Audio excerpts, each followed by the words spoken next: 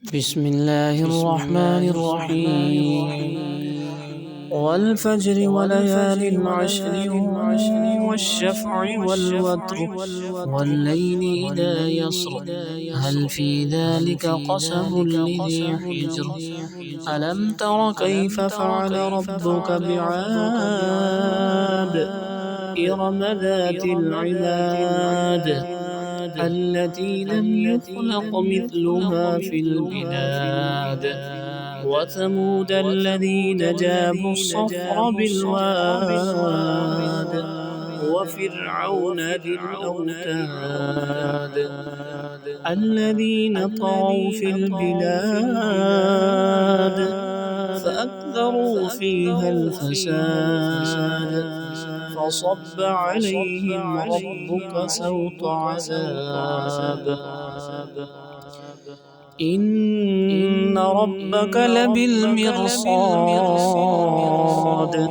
فأما الإنسان إذا ما ابتلاه ربه فأكرمه ونعمه فيقول ربي أكرمن وأما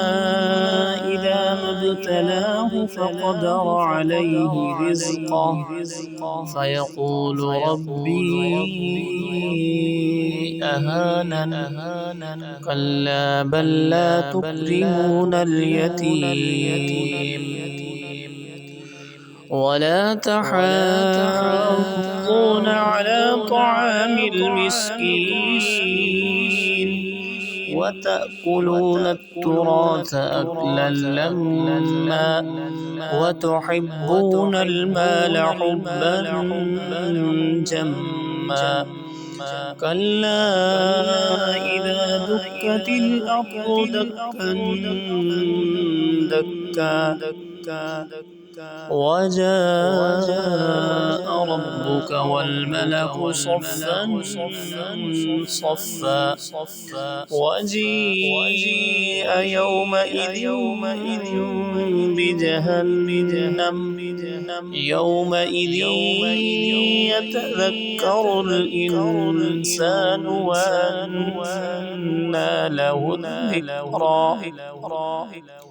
يقول يا ليتني قدمت لحياتي فيومئذ لا يعذب عذابه